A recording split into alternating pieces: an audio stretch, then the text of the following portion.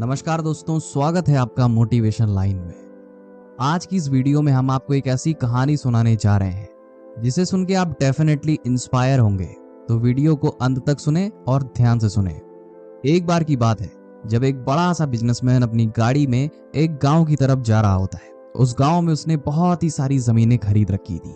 वो रास्ते में जा रहा होता है और एक टाइम बाद रोड खत्म हो जाती है और सामने नदी होती है। उस बिजनेसमैन के पास दो ऑप्शन होते हैं, या तो वो हाईवे से अपनी गाड़ी को ले जाता, तब जाके वो अपनी गाड़ी को गांव में ले जा सकता था, या तो सिर्फ 5 मिनट में उस नदी को पार करके उस गांव में पहुंचा जा सकता था।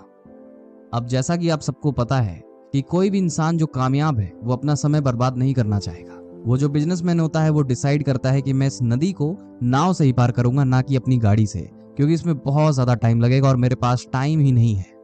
और वहां पे एक नाव वाला था, उसके साथ वो निकल जाता है उस गांव में।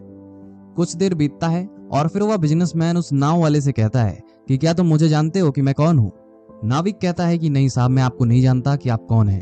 फिर वह बिजनेसमैन अपना रुतबा दिखाते हुए उस नाव वाले से कहता है कि मैंने तुम्हारे गांव में बहुत ही बड़ी जमीन खरीदी है और वहां पे मेरी फैक्ट्री लगेगी। फिर वह बिजनेसमैन कहता है क्या तुम न्यूज़पेपर नहीं पढ़ते? हर रोज मेरी फोटो आती रहती है न्यूज़पेपर में। नाविक कहता है नहीं साहब, मुझे पढ़ना लिखना नहीं आता, मैं इतना काबिल नहीं हूँ कि मैं अक्षरों को पढ़ सकूं। फिर वह बिजनेसमैन थोड़ा इरिटेट होकर कहता है कि तुम कैसे आदमी हो, तुम्हें पढ़ना लिखना नहीं आता, तुम अपना सर्वाइवल कैसे करते हो? ये सब सुनने के बाद उस नाविक को अच्छा तो नहीं लगा, लेकिन वो शांत रहा बेचारा।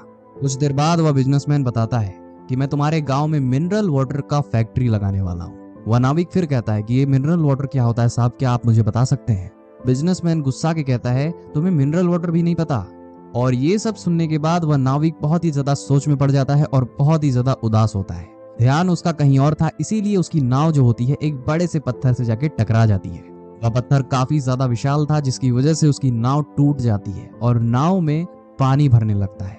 दोनों के पास अब केवल एक ऑप्शन था कि तैर के जाना था। उस नाविक को तो तैरना आता था, पर उस बिजनेसमैन को तैरना नहीं आता था।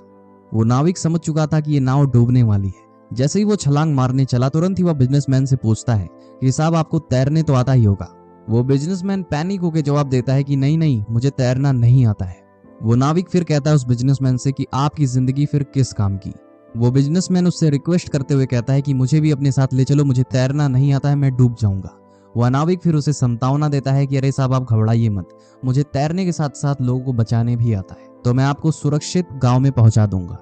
उसके बाद वो नाव वाला उस बिजनेसमैन को सुरक्षित उसके डेस्टिनेशन पे पहुंचा ही देता है। वो बिजनेसमैन उसका शुक्रिया अदा करके और उसके सामने शर्मिंदा होकर वहां से चला जाता है, क्योंकि उस बिजनेसमैन को एक लाइफ लेसन मिल चुका था, जो कि आपको भी जानना चाहिए। हमें किसी का मजाक नहीं उड़ाना चाहिए, क्योंकि इस दुनिया में ऐसा कोई भी नहीं है जिसे कुछ भी ना आता हो।